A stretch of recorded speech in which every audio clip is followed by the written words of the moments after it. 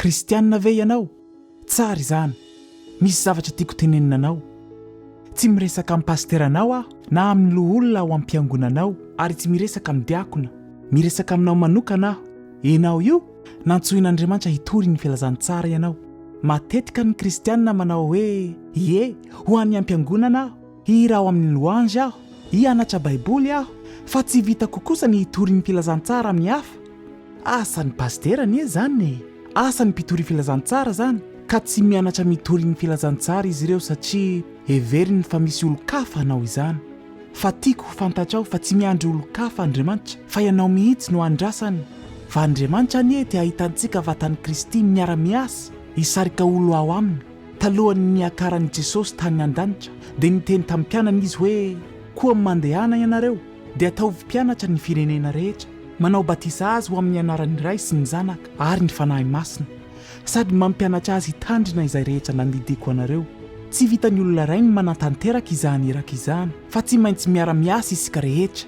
Hoy ny Baiboly hoe aoka ho vonona mandrakariva ianareo, hamaly izay manontany anareo, ny amin'ny antony fanantenana ao anatinareo, nefa amin'ny fahalemem-panahy sy ny fanajana.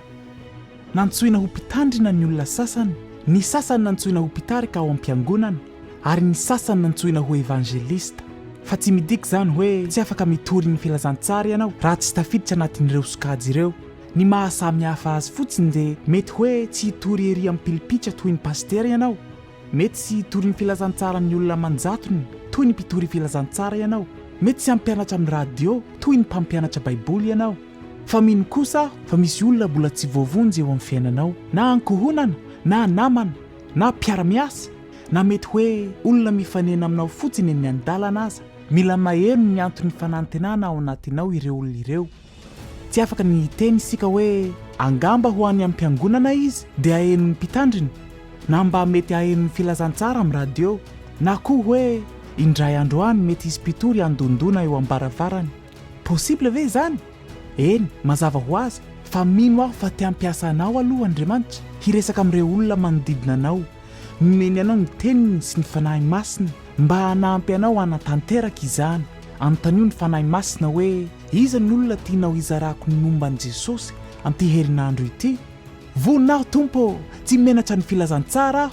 Ry namana, ny hitory ny filazantsara amin'ny olombelona rehetra no tanjontsika. Mbola handroso hatrany ny fanjakan'Andriamanitra na dia ny mpitandrina sy ny mpitory teny fotsiny aza no hanatanteraka izany eraka izany.